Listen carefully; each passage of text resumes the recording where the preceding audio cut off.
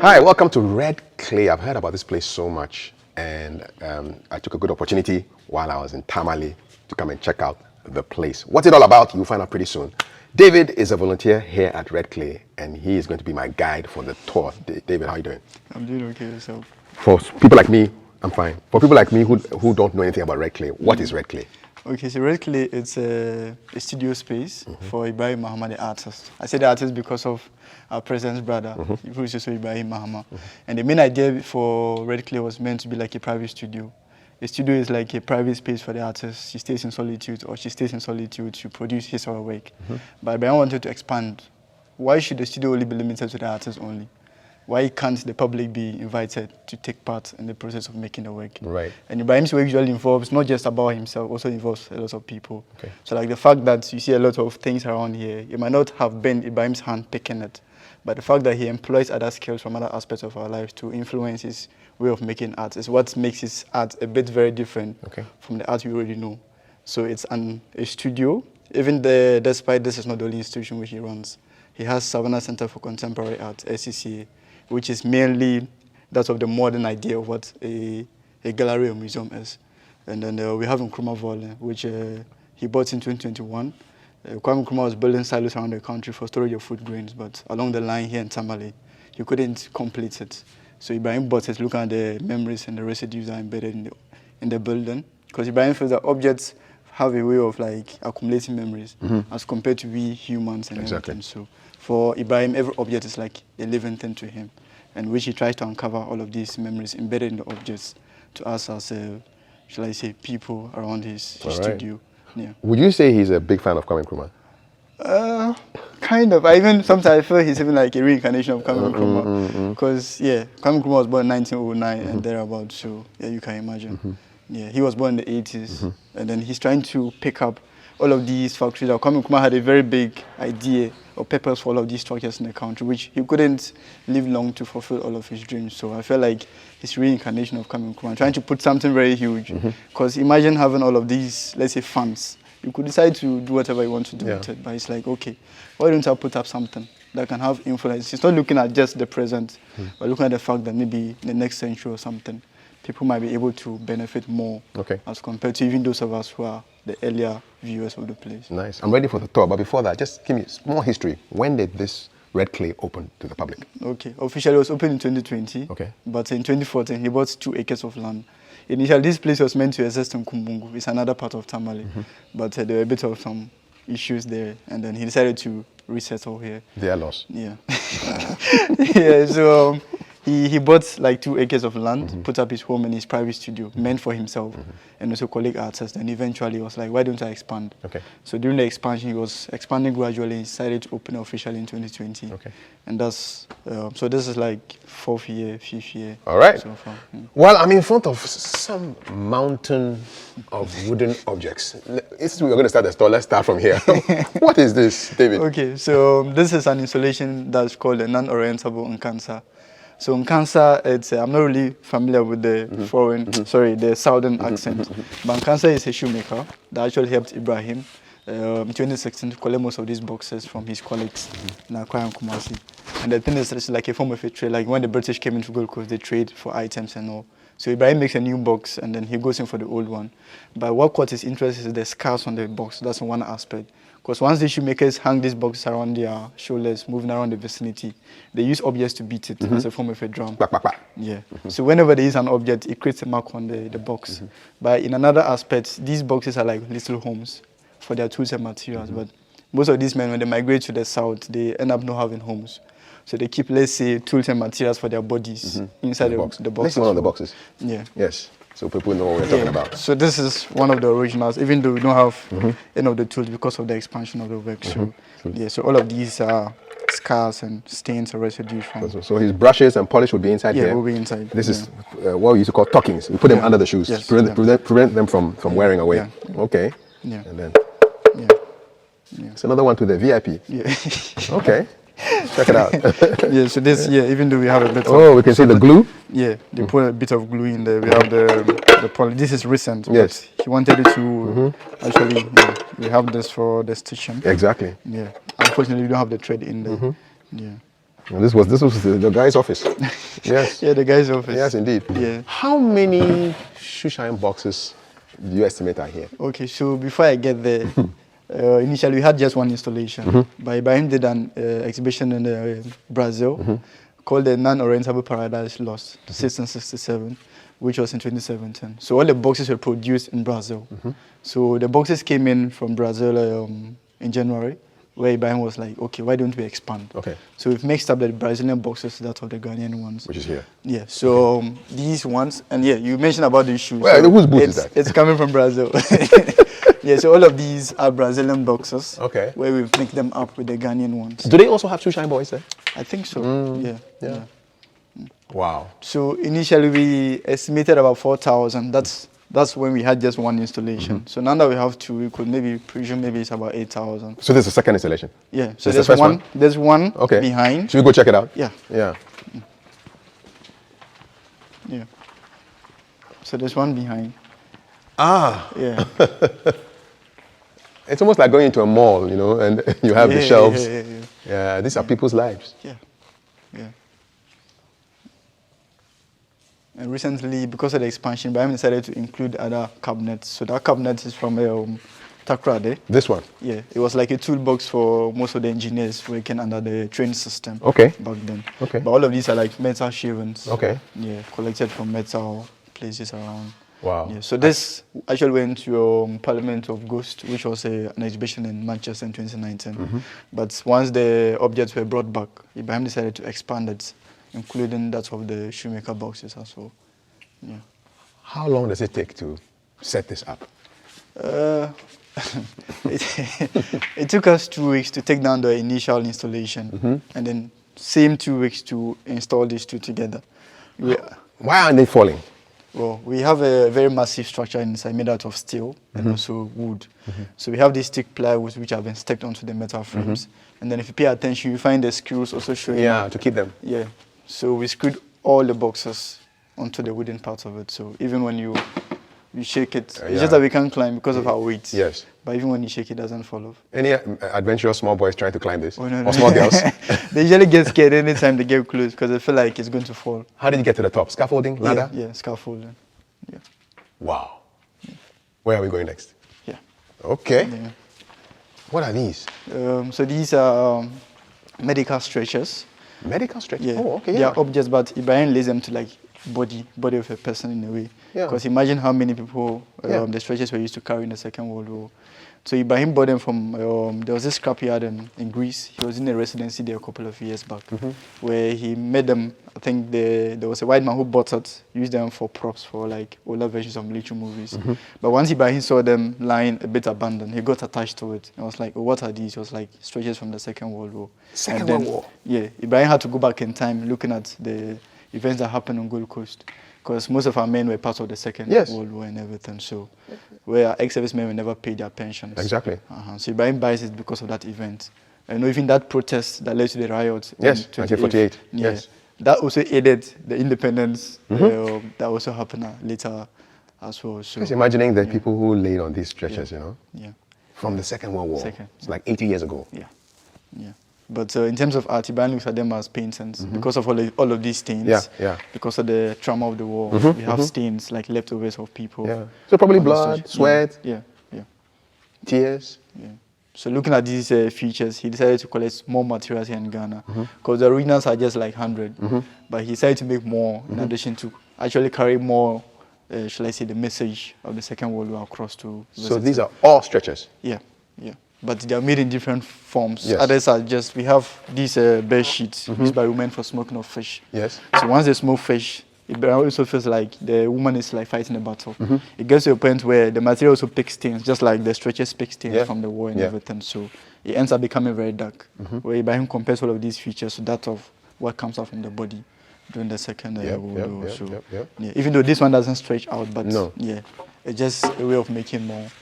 Why do you think Ibrahim likes collecting old stuff? The fact that there are already memories embedded in all of these objects, in the sense where he wasn't even around in the Second World War and everything, but he has a way where he was taught, just like most of us were taught about it. But now that he has gotten that opportunity to actually, shall I say, bring all of these objects into a contextualized form as his work, through as an artist. So yeah, I feel like every object, like I said, is like a living thing to him. Okay. He will usually find a way of uncovering what is hidden behind the object. Because mostly when our locals come, the first impression they have is, what are they guns? Because of how their structure actually looks. Weapons or something, spears. Yeah, true. Yeah. Where are we going next? Yeah. Okay. Before we even talk about this, what's your connection with Red Clay? How did you get to be part of this? Red Clay, I was done with my service. I saved my country. And then the country is a bit tough, so there are no jobs. So I took my traditional pencil drawings to Salom, the artistic director for the institution. And he was like, okay, well, it's fine, but there's more room for improvement. So in case you want to volunteer, yeah, you can.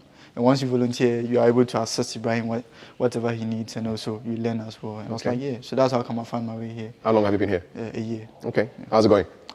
Super. You're learning a lot? Yeah, a lot. Yeah. So and that's also changing my perception behind art as well. Okay. So, what was your perception before you came here? I make the money, that's all. Okay. So I don't really care whether my work, I didn't even know much about galleries, museums and everything. Because the art I was taught in school, it's way different from the art that exists now in the system. So yeah, I'm finding a way of adjusting. Yeah? Yeah. Okay. Yeah. Talk to us about this installation. So this is a copy of one of the initial drawings that was taken to Scotland in Edinburgh last year for an exhibition. But Ibrahim is an artist who usually makes sure he keeps a copy here in Tamale. So this is a charcoal drawing which was done here in Tamale. But the men are actually from the gym here in Tamale as well. Okay. Ibrahim invited them to Red Clay, depict the railway lines to demonstrate the events that happened on Gold Coast, where most of our men were used as machines to work for the British, to mine the minerals in the south and also to construct the train tracks and everything. Yes. So he needed strong men. Of course. And most of us who are all skinny, we can't actually lift it because of how heavy it is. So you got some gym rats to come here? Yeah. So these are all real people? Yeah. Okay. They are very much alive here in nice. Tamale. Nice. Yeah. Have they come to see this? I'm wondering what their reaction will be when they come and see this. Whoa, that's the thing.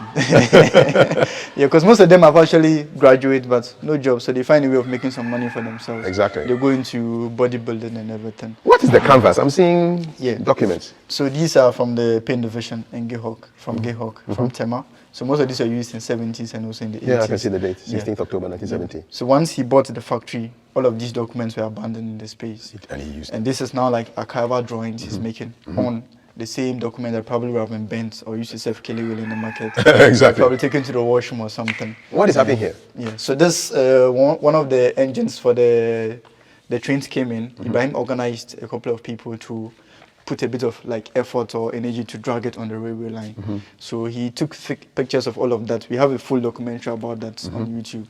So he took pictures of all of that and decided to make like a digital drawing of the whole thing. And that's why he decided to duplicate, to fill up that as well. Yeah. Interesting. The documentary was titled The Dear Home of Scars. Yeah, it was shot by Amodo Docs. I think she's from the US or so. Yeah. Wow. And Ibrahim does massive works. Yes. He doesn't like nkete. No, nothing small. Yeah, because the wasting spaces limit the work, because the spaces are not very big as compared to his studio. Here in Ibrahim's studio, Ibrahim does whatever he wants. Yeah? Yeah. Okay. Yeah. And what is this one called again? It's a charcoal drawing. Charcoal drawing, okay. Yeah. Wow. And I wonder how long it took. They actually produced this in January. Yeah. This year? Yeah, this year. Okay, that's quite new. Yeah. The hat's actually made out of the cement bag. Yes. The papers. Yes. So we find that in the construction site. Exactly. One on the head. And they wear the cement bags, yeah. Yeah. Cement paper. So he's comparing the labor they are putting in lifting the metals to that of the weight that might be carried on the head with the paper in between. So, yeah. Wow. Yeah. Where next? All right, so walk through this. Okay. So we're actually celebrating James Bano. James Bano, a Ghanaian photographer. Yes. Yeah, so the exhibition is still ongoing, but we're having one that is coming off on the 29th. Of this month? Of this month. Oh, just around the corner? Yeah. So that will be on Saturday. Yeah. But this exhibition started in June last year. Okay, so these are James Bano's pictures? Yes. So he took all of these pictures in 1973. 73? Yeah. And they are in color because he's the first introduced color photography as well into the country in the 70s. So these are Mr. Bano's pictures? Yeah. The lady you see in most of the images was like a personal model for himself. Okay. So wherever he was going to, he usually travel with her in the Opel Kadett, his private means of transportation. See the car number, man. GF 4506. Oh. Yeah. Agip. Yeah. Yes. So it was a commission given to him by Agib. Yeah, most of us never knew until last year in June. Wow. Yeah. And the engines you see are the steam engines used by the British as a means of carrying minerals from the mines all the way to the ports, and then shipping was done. But after the 70s, it looks like Ghana, I don't know. But anytime we have these steel or metals, we end up discarding them as scrap. Yeah. So after the 70s, all of these trains were destroyed. All we have now is just the headlight for the train now, which you can find here later in one of the spaces we have here in Archival. Yeah. This photo is from around 1974. Yeah. Because of the Nifa, when Ghana was changing from right to left. Yeah. GS 8005. That's Charlie. What a car. Ibrahim recently brought one of the Benz. It was produced from 1965 to somewhere 1972. Okay. And I think he drove it out. It's actually, the model looks like a Rolls Royce, like the old version, but it's actually a Benz. Nice. Yeah. What's this? We have this, which we usually call our African wax prints. Yes. So we are looking at the origins, which actually emerged from Indonesia, where the batik and everything was printed. The Dutch introduced the wax prints, trying to like modify what was printed in Indonesia. Eventually, we also have a way of printing them here in the country or in Africa. It's beautiful. So usually we boast that they are African prints, but originally they are not actually from Africa. No, they're not. What I usually call the African prints are actually the ones we weave, the kente and the batak. It's true. So if I wanted to make a paint, instead of doing the traditional painting with the paintbrush and everything. So these are actually the cloths? Yeah. These are the cloths? Yeah. Yeah, they are. He decided to strike them on different thickness of the wood. Okay. And then, stick them. Oh, wow. Yeah. Really, really artistic. Yeah. We have this artist called Yinka Shonebari. He's a British Nigerian artist. He stays in the UK. He uses a lot of the wax prints for most of his exhibitions. So Ibrahim got inspired by that and decided to put up his like that. So go this way. What's the inspiration behind the red bricks? He's looking at the durability. Because this is clay, but once it's fired, it takes this form. Yeah. And you don't have to paint. No, you don't have to paint. And this can last for a long time, looking at the vision he has for the whole place. So, Where are we? So this is the archives, but we have a new installation which is still ongoing, which involves all of these, which I'll talk about very soon. So we decided to move most of the archives to another space, which we'll look at after this. So we have cardboard from the older schools. The metals, most of them are from the trains. The cement papers I was talking about. These are different versions of the lanterns. And then most of us who are young are only familiar with the kerosene type. Yes. There were different types. All lanterns. And most of these contain the Brother Trust, Paints Limited and everything, the documents. What is that dangerous looking? It's a mask. So the beak is an original, but the neck is carved out of wood, where hunters wear, covered with leather, wear it on the head. They wear their costume, so they mimic the sounds. So it's like a trap that they use for hunting. So once the birds see, they feel it's one of them. They come close, and that is when I usually say they become light soup. Completely. Completely. Where are these beams of wood from? From Takrady. They are railway sleepers for the construction of the train tracks in the south. These ones are like replica of scrolls. So most of them are felt paper used for roofing of homes, where Ibrahim looks at how deteriorated they are, compares them to skins of animals, tracing back in time to look at how letters are written. Because now that we have paper, you hardly see handwritten letters. Scrolls and parchment. And if you pay attention, we have a bird nest. So theoretically, it's not open to just humans. We have the ecosystem outside also like taking the space as a habitat for themselves. Where is the bird nest? Just here. I see. So we have our friends coming to do their own thing. The bats, we have bats also hiding behind the cabinet. So when it's getting to evening, they come out to go and feed. Why not? Later they come and stay inside as well. You have no intention of sacking them? Oh, no. I like the fact that things are different here in Tamale or in Ghana or in studio as compared to the Western spaces. So we have this that talks about the Kayayo women. So these women, most of them migrate from the north all the way to the south for carrying up people's items for money. So before traveling, they end up tattooing their names on their arms. Some write their house numbers, very important details on their arms to serve as like an ID card. So I would say this is like Ghana card for them back in the day. Back in the day, so it's Kamaria. Yeah, Kamaria. Okay. And all of these names might not necessarily be hers. It could be like relatives from Okay. from home. In case something happens to me, Yeah. contact this person. Yeah. Okay. And they had this tattooed on their bodies. Yeah, they use office paints. There's this ash from the lantern whenever it burns. They mix it with dye and they apply it. So this is like a permanent tattoo. Yeah. The only way to take it off is taking off your skin. And Patasco is like a school, I think. Or possibly? Probably maybe like a nickname for maybe her husband or something, or maybe herself. Yeah, but this is leather from the trains. So because it was exposed to the sea breeze from Takrady, it created molds on the leather. And then now we can compare all of these molds. That's of what the women also do on their bodies. Yeah. So a lot of symbolism going on in Ibrahim's mind. Yeah. What is this to protect it? Yeah, but even with that still, the dust finds its way in. Yeah. So all of these are filled with same Things. Okay. photographs. What happens here? So these stones are actually from Europe. Really? They came into the country where it was used to construct a church in is it Abuaso? If I'm pronouncing it right. European stones. Wow. So the thing is, For an African church. Yeah. So the thing is, the owner actually was trying to demolish the space, like his home, and then relocate. But Ibrahim was like, okay, this is not just any ordinary stone. So he bought it. They took all the objects, like the stones, gradually, and then they transported everything all the way to Tamale. But it's just a small amount. We have a lot of it in a gravel pit, which Some of them look really almost like jewels. This is glass. Yeah.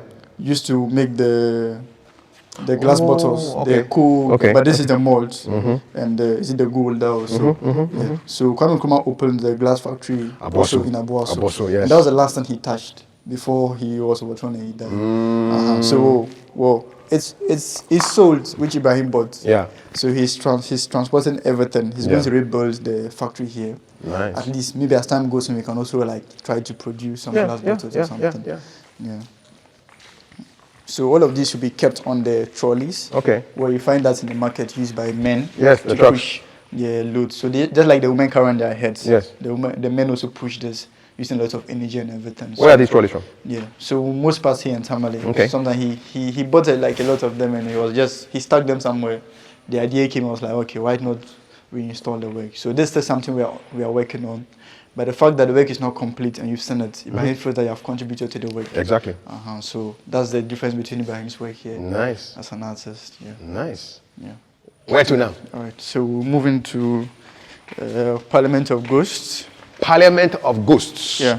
Who is the speaker? Just watch. We had a bit of rain. So, yeah.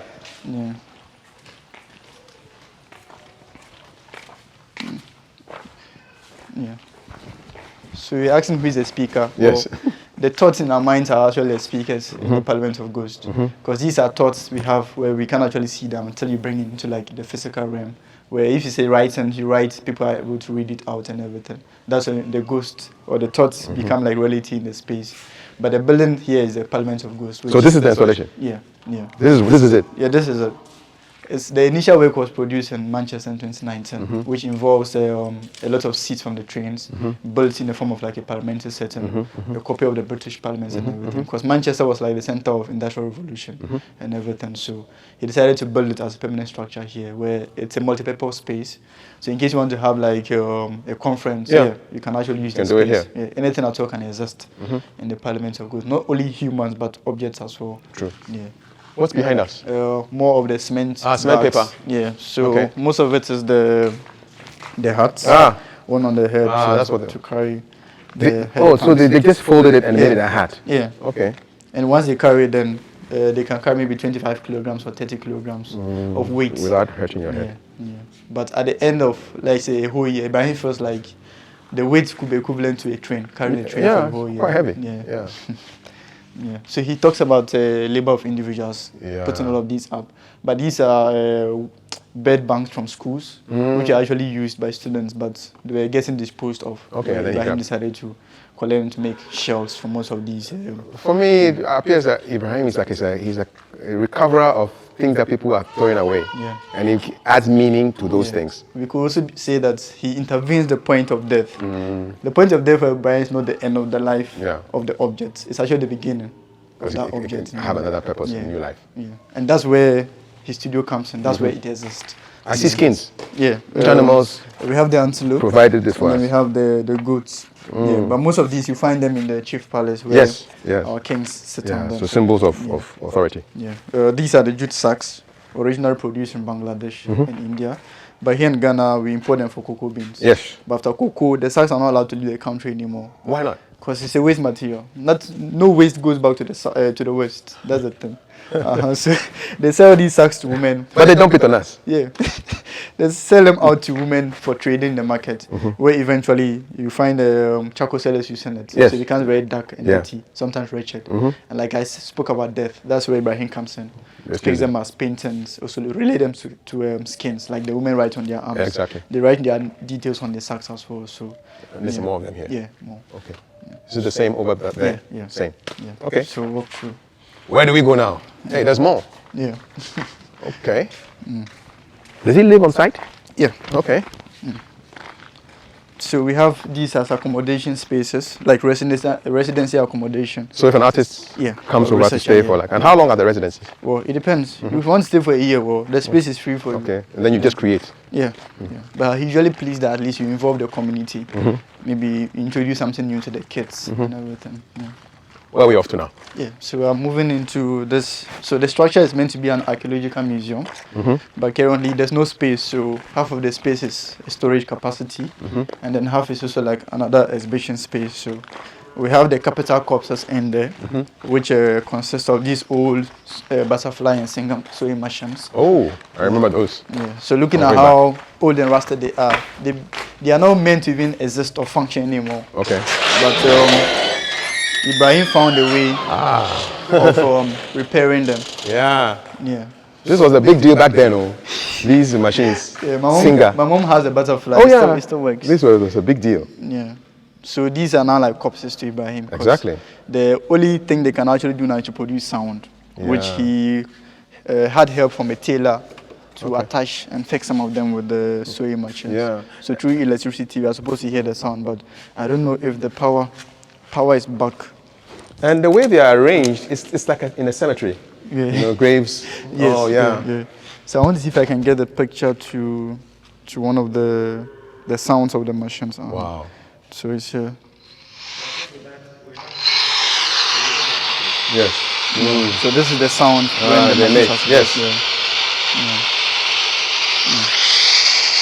So that of the decks is the British model of furniture for students. Yes. So he collected most of these from schools where he made a new one for them. Okay. According to their preference. And then the banner at the back is an extension of James Barnard's exhibition, which was a picture he took after independence. Yes. Free education introduced by Kwame Nkrumah. Indeed. So the curator decided to install that work here, looking at what Ibrahim already has. It makes sense. Yeah, it fits in with what is here. Yeah. And the last one has to do with the... Yeah, I'm looking at your blackboard. Yeah. What's going on here? Who's teaching? Well, no one. But all of these are lessons from the schools. Basically, the last lesson they were taught in the classroom before Ibrahim went in for them. Oh. He's looking at the fact that most of us use this, but now we have marker boards in the system. Yes. And also looking at the fact that they have a lot of scars on them and everything. Yeah, that's what actually catches Ibrahim's... Ali is in the hands pen. Yeah. What is he doing there? Ali. Yeah. So all you see was taken from the school. From the schools? Yeah. The last lessons that were there, he just recovered them. But he provided marker board for them in return. Yeah. Oh, OWOP, our world, our people. Yeah. Okay. Yeah. Nice. So behind this is the storage capacity. Yeah. There's not enough space, so some of the things are basically staying outside where they are meant to be in an enclosed space. Religions, Christian modes of worship, conversation. Yeah. So I'll just close this and then we'll go. Let me help you. Thank you. These doors are serious. Heavy doors, huh? Yeah. The wooden doors we have usually warp as time goes on. Yeah. This will be he more. He decided to solve that issue. Okay. So even his practice here is also like giving him more ideas to improve upon his structures here. Because these structures, I feel they are not actually recent. It's actually like archives from buildings. Exactly. Because there was this locomotive workshop built in Takrade.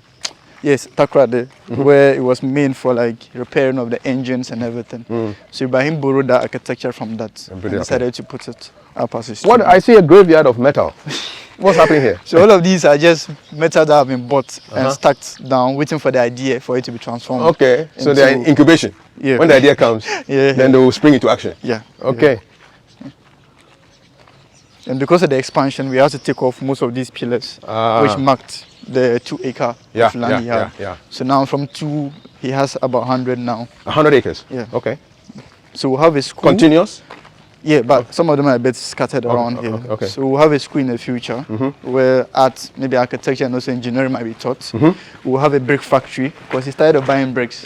We had a truck bring a couple of bricks yesterday. Yeah. From if you make it, then you just use it. Yeah. And that also creates employment for people. Exactly so. Yeah. And then the glass factory will also be built.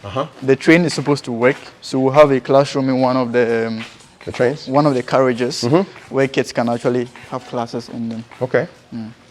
So we'll look at the last room, and we'll look at the last room, and then we'll explore with the outside. Yes.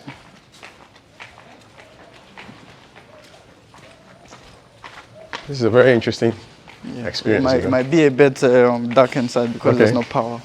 Someone somewhere beyond. Yeah, so this is reporters from the 16 regions. Yeah. So this is what is yet to be open on Saturday. Okay. Yeah, so starting off here as the first space, and then I think to go back to Kumasi. Yeah. Okay. I see my name there. Okay. I want to see what I see in it, David. Well, maybe later. You see now? Maybe so. Yeah. Okay. Yeah. So. Yeah. Oh, I see a black star. Yeah. So this is a work by Ralph Bolland, okay, a South African artist. He's a DJ at the same time. A DJ and an artist? Yeah. So this was produced in 2019 for an exhibition at SCCA, but unfortunately he wasn't able to assemble it completely before and even after the exhibition. Okay. So he has to leave, and then he was given to us as a gift. What is it? What is it? It's a sound system. So it's really? Like an electromechanical sound system. That's the speaker. Yeah. Yeah. And I want to believe that you've heard of Marcus Garvey. Yes. So he made the Black Star trying to acknowledge his efforts. Definitely. Yeah, and everything. Yes. Yeah. Father of Pan-Africanism. Yeah. Mentor to Kwame Nkrumah. Yeah. Yeah. It's just unfortunate he was taken off. Yes. Yeah. Yeah. We have the propeller Passion Air. Oh, Passion Air. Yeah. Passion Air actually brought us to northern region. So this is one of their propellers. Yeah, the propellers. Yeah. Okay. Yeah. Hello, Passion Air. Nice. Yeah. And then we have the Batakari, the smokes. Oh. So most of these are dated 100, close to 200. 100 to 200-year-old smokes. Yeah. So assume my dad is a chief and he dies. They hand over everything to me. Exactly. And then I wear. So looking at how often they wear, it feels like now their bodies are part of the material. Exactly. So some find a way of like detaching their bodies and giving them out to Ibrahim. Ibrahim did a recent work in London last year in the Barbican Center where he used most of these Batakari, stick them on top of the recent smokes that were woven. So everything was woven in purple color, taken all the way to London for that particular exhibition. So yeah, this is just for us here in Tamale. I see instruments. Yeah, so most of these were used by the military. Military? Yeah, back then, but Ibrahim bought them from scrap dealers. Okay. Most of the objects you see, like the trains, are bought from scrap dealers. Because, well, governments will not sell it out, so yeah. Are these sound systems from the old times? Yeah, the gramophones. Gramophone? Okay. Yeah. His master's voice. Yeah. More smokes. More smokes. And we have the jet engine. We have a bit of archives here as well. So this is a jet engine? Yeah. So this is from Ibrahim Mahama. The businessman? The businessman. Okay, he donated this? Yeah. Okay. Yeah. We have more. We have the headlight I spoke about earlier from the trains. We have the Hunter's lamps. Hunter's lamps? The carbide type. Okay. They pour carbide down here, water up here. Okay. When it reacts, it forms gas. They put on with a lighter, tie it to the forehead. And then you can see. The Gen Z people have never seen this kind of telephone before. I can guarantee you that. This is the old-time telephone. Yeah. Yes, and you ring, you dial by. So the numbers. This is it. Old time. Yeah. Okay. We have the Owari game, the weighing scale. Oh, these are weighing scales, yes. Yeah, also the box arm. Yeah. This one is still around. Yeah. Yeah. With these books here, they basically are like archives talking of government, population census, government bulletins, trade reports, and others. Yep. So we have a library here, but it's not fully been stocked yet. So Can I open one? yeah. Okay. You can just let's pick a nice year. Okay, this is the year I was born. 1971. Let's see. Yeah. Local government bulletin, Friday, 8th January. Then you have all summary of contents, amendment, correction notice, and then all kinds of things. The names, Ashanti region, the people in there. And this is, wow, these are serious archives, though. Yeah. So all of this will be available for research development as time goes on. Wow. Nice. I like it. Yeah. Forts of Ghana, native states map. Unfortunately, we didn't have any documents in there. Oh, but that's a file. Yeah. Ghana survey maps. Yeah. And then There's we a have- helmet here. Yeah, this is gotten from Nkrumah Vollen, the silo I spoke about earlier. So all of these were archives which Ibrahim got from the space when he bought it. Who would wear this? A police officer or something? No, the contractor, like Oh, okay. the workers for the space who wear this on their head. Yeah. Protect your head. Yeah. Coca-Cola. Yeah. The bottles haven't changed much. Yeah. Yeah. So even with this has a bit of water from the basement of the silo Okay. here in Tamale. All retrieved from the silo. Yeah. Oh, this trunk, I remember this kind of trunk. This is from like the 70s. Yeah. This is how they used to travel Yeah. back in the day. Yeah. So Nice. currently it's now like a storage capacity Exactly. for most of the items that Exactly. cannot be displayed yet. Yeah. Yeah. But when there's space, everything will have a place of its own. Yeah. We have the chop box. Regular chop box. Yeah, this- Boarding school people. It belonged to a certain pilot, and then when he died, I think he was related to someone who was also close to Ibrahim. So the person donated it out to Ibrahim. Okay. Yeah. Oh, this one reminds me of my mom, man. Years ago. Traveling box. Yeah, we is have this, this. Is this bike part of the installation? Yeah, yeah. It's actually a company from Italy. Ah, Vespa? No, Piaggio. Oh, Piaggio. Yeah. Okay. The person named it after himself. His name was Ronaldo Piaggio. Okay. But he died and handed over to his son. Okay. Yeah. The reason why Ibrahim bought it is because they were also into production of submarines, carriages, train carriages, and everything. Ah, so it's linked to the trains. Yeah. And we have the Thomas. This is Thomas. Yeah. This was an old one, man. Yeah. Thomas bike. And people nicknamed this I Lost My Money. I lost my money. I wonder I why. had this visitor who told me he saved and saved, but he couldn't. He couldn't buy the car, couldn't the buy- bike. Yeah, he couldn't buy. Yeah, this was a very popular brand back in the day. Thomas. Okay. So David, where next? we see do not sit here because we have a lot of visitors who come to use them as like seats. They for want to their sit on pictures. But these are coolers, like local refrigerators yes, for yes. our homes. Correct. But Brian looks at them in a different context, like I said. All of these objects, actually the ones in there were used by people. And the daily use people fetching water to drink. They are living memories in the objects and everything. So, but turned upside down from a far distance, they look like dinosaur eggs or something. They look like eggs, it's true. Yeah. It's true. I was wondering what kind of cooler is this, and I realized that they're upside down. Yeah. Yeah. Maybe in the future I might have maybe a Jurassic World. Yeah, the way the scientists are trying to revive all kinds of crazy animals Yeah. in the Arctic. Who knows, man? Yeah. Yeah.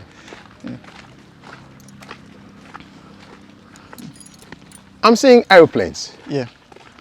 So Ibrahim wants to demystify the idea behind the aeroplane. The fact that most of us who grew up here as locals, we only see the aeroplane in the vanishing point. That's when it's flying up there, very tiny.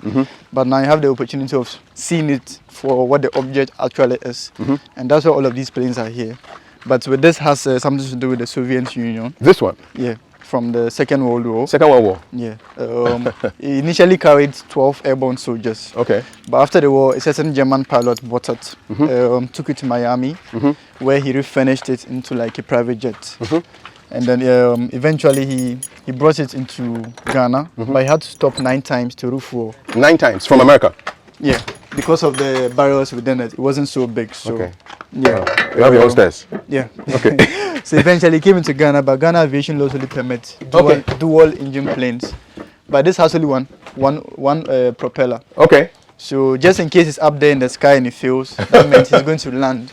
So this is the where the pilot sits. Yeah, so you can fit in. Yes, of course. Yeah. Okay. We are only not allowed to turn the steer. No, we're not telling anything. We're just sitting. Okay. You just find a way of fitting yourself. Yes. Yeah. All right. It was not built for tall people like me. Well, So these are the controls. yeah. This is a Second World War. Yeah. Whoa. And this is like analog as compared Yeah, to the digital planes exactly. you have now. So. Upper flaps, all the lower flaps, aileron, elevator trim. Man, you have to know all this stuff and be concentrating. Oh, they even had music. Yeah. I can see a sound system over there. Wow. This is awesome. To be used when windscreen heating is off. Wow. And this is the steering? Yeah. The rudders and all that stuff. Man. Elevator trim, oil cooler, cowl, engine cowl. How did this plane get here? So, because it was not allowed to fly, and most of these planes were decommissioned or scrapped, Ibrahim found a way of dismantling the wings and the tail, kept them on flatbeds. Ah, on a trailer? Yeah, on the trailer, all the way from Accra to Tamale. Okay. But we had one from the Tamale airport, which was towed on the road all the way here. It had, the wheels were still working? Yeah. So you just towed it? Yeah. Did you take the wings off again? Yeah, they took off the wings. Yes, otherwise They we'd be hitting buildings. left only just the tail part. Yeah. My mind is blown, man. Wow. All right, I'm coming down. So now I know how the planes came in. Yeah. The trains also brought the same way. Okay. Yeah. On a flatbed? Yeah, the flatbed. Okay. Most of the trains came from Takra there. Okay. So this is where the people would sit? Yes. Okay. Yeah. My brother, I like this view. Yeah. By the wings. Yeah. Yeah. This is the great grandfather of Passion Air, man. Great. This is nice. Yeah. Awesome. Okay. Yeah. They say you go out the way you came in. Okay. Nice. I saw a starboard plane. Yeah. Okay. So the starboard, the one in the middle in there it came in 2018, where Ibrahim converted the interior space as to accommodate people in case we have a conference. Yes. And also accommodate students in case we have like a class or something. Okay. But as time went on, the door had an issue, so we decided to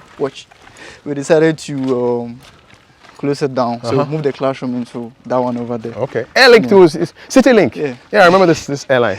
Yeah. What happened? What happened to the Ghana Airways? Wow. Did Ibrahim ever have any interest in that Ghana Airways? Oh, yeah.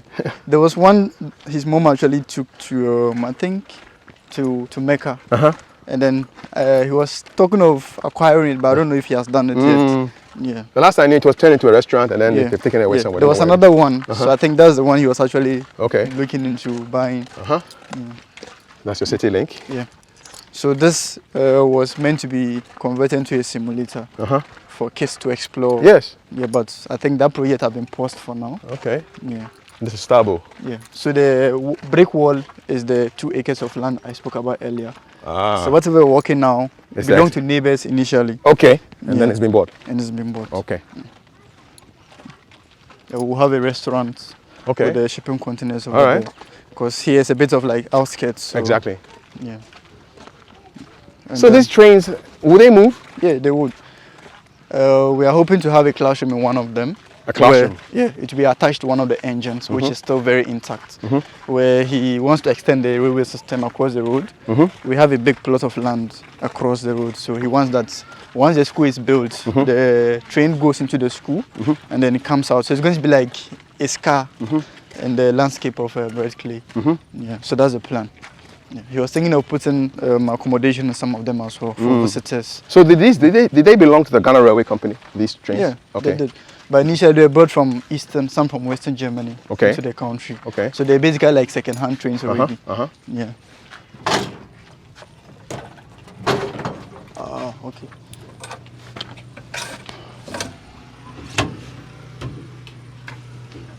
Okay. Chuku chaka. Yeah. Let's go.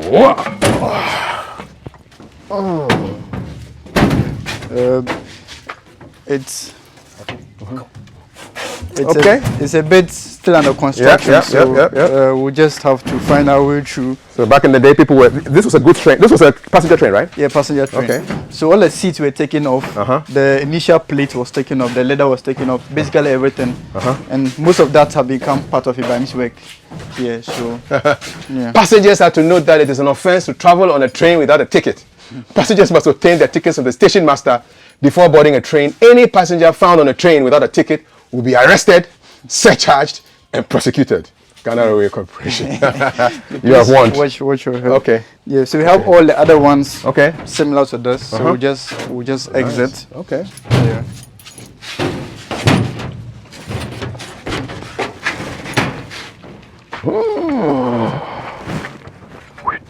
Yeah. Yeah. So we just take a walk back. Yes. And then yeah, We're done. We can conclude. Okay. How many volunteers are you here at Uh, Reclaim? Two. Two of you. Yeah. Wow. My colleague has gone to school. I think he has lectures. Okay. We'll go this way. Is he in school in Tamale? Yeah. Okay. So he comes whenever he's free. Yes. Yeah, I have one of my colleagues who is doing his national service. Okay. He actually did his internship. That's when I came initially. And then yeah, he has come back to do his service. So do you live on site or you live on? No. I stay like 20 or 25 minutes from here. Okay.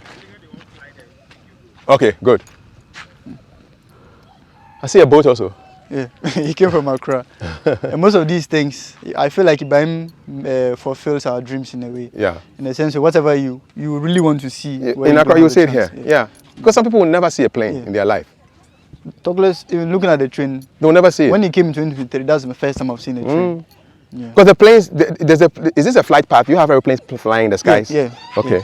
But this is the real thing. Yeah. So many planes? 1, 2, 3, 4, 5, like 6? Yeah, 6.5. We have a, There's a half plane. a smaller one. It was made here in the was? country. Yeah. Where is that? I think some engineers from K University or so. Okay. They were working on it, but they couldn't finish it up.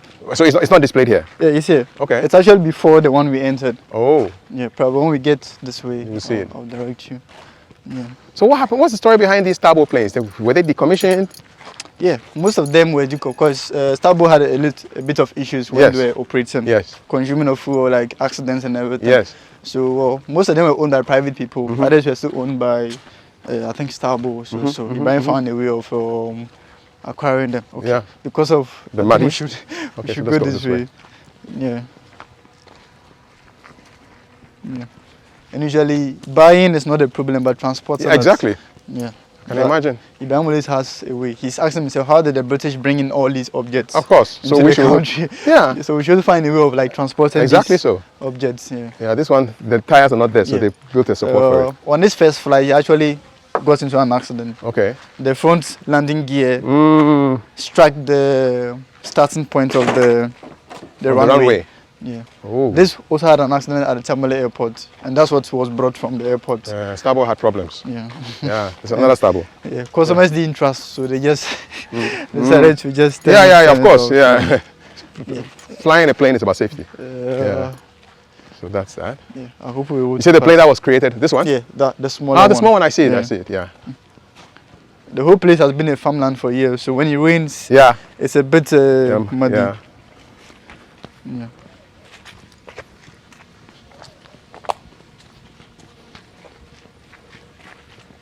And please wash your head. Yes.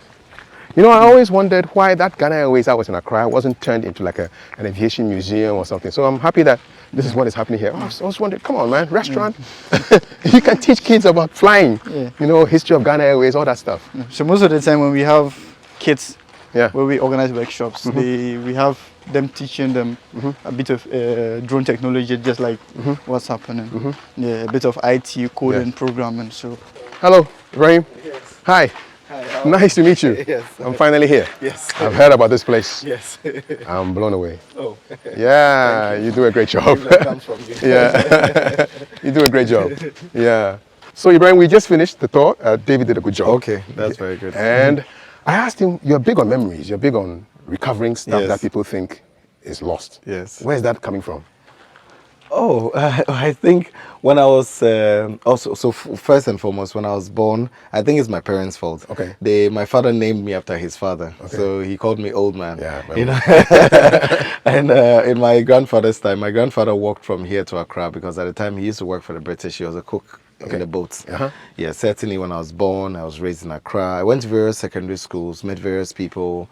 I think when I was in boarding school, I once saw a play by the Presec boys at the Art Center. I think this was some St. John's, when I was St. John's Preparatory. And then I was very much interested in this idea of drama, like the idea of like seeing people on stage acting. And then so later on when I went to secondary school, I decided to do visual arts because I was very much captivated by like things I saw. And then I went to study fine arts at the university, and it was there that when I started reading philosophy, that I realized that actually the things that we have all around us, the things that we see, it all encapsulates the memories of time and all that. So I'm just not interested in just human beings as they are. I'm more interested in objects, because the objects, a lot of the objects that we see, they're much older than us, than humanity itself. So if you see a train, the steel that has been used in making a train, the steel was part of an asteroid that collided with other asteroids that formed the Earth billions of years ago. But more so also because a lot of these objects come from a very specific memory within our country's history, like trains brought in by the British for colonial exploitation. Indeed. That is also connected to like the Fourth Anglo-Ashanti War in the early 20th century. When the rail lines were being built, they were built by people from the north. Around the time, just after that, around that time, the First World War broke out. Soldiers that went to fight were coming from here. Exactly. So when you look at these objects embody all those stories. But normally in our society, we think objects. It now in the contemporary society, especially because historically our ancestors were very obsessed with like and they kept memory. things. They kept things. Yeah. But today we don't keep anything. don't. Once something is old, yes, culture. yes, exactly. Yeah. So I think that it's very important that we build institutions that can allow for us to cultivate that among a younger generation who can think or act differently within the future. There was another question I asked David, and I want to ask you the same question. Are you big on Kwame Nkrumah? Yes, very, very. I think he's one of the most important people in our country's history, because he was one of the people. Of course, we all know Kwame Nkrumah came in as a secretary for the Gold Coast Convention and then party, and then later on, 1948 riots. He was one of the leading figures that wrote the letter for Sergeant Adete and the others.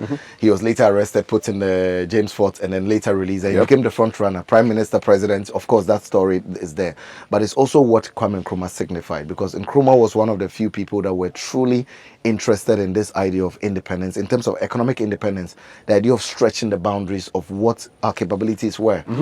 And I think he set us on a certain path. Mostly, I'm interested in him in relation to what he started and where it ended, and how we can revive that, how we can bring that back to life. His legacy is very important for us as a country. Indeed. Most young people always say that, oh, but in Nkrumah's days, this used to happen, that used to happen. But I'm like, why is it that now we cannot even revisit that time? We can. We can. 60 years ago, we can do it now. Burkina Faso is now building factories, blah, blah, blah. Yeah. But this was Ghana in the 50s. Exactly so we can do it. We can do it, exactly. We're already doing it. So why can't we revive that spirit and that culture? Yeah, so certainly. Okay. Yeah. Now, last question. I just want you to close your eyes. Yes. And then tell us what you see with red clay in the next 50 years. 50. Yes, 10 is too small. 50 years. Yes. Yeah. One of the things that I really want to see this place become is an independent art school, where we can teach art, architecture, and engineering, and so many other things. The point of the art that we make is not necessarily about creating just a picture for people to look. It's more or less about creating an image that somehow lingers in the minds of people for a long time to come. And education is a very important pillar within any growing society. So certainly, I have been able to build all of this because I went to the art school in Kumasi, KNUST. Yep. And then I met really interesting people who taught me, that actually inspired me to produce this kind of work. So why not also be able to build institutions that can actually also inspire other people? So certainly that's that on the long term. So the land that we have here is actually quite big, because when I originally started here, the land I bought was 2 acres, but currently we have about 100 acres in the area. So the idea is to build like a very big institution in the future, which can actually host, because I also have jobs, like I am a visiting professor in other universities around the world. So the point is to also bring these students, international students, to Ghana.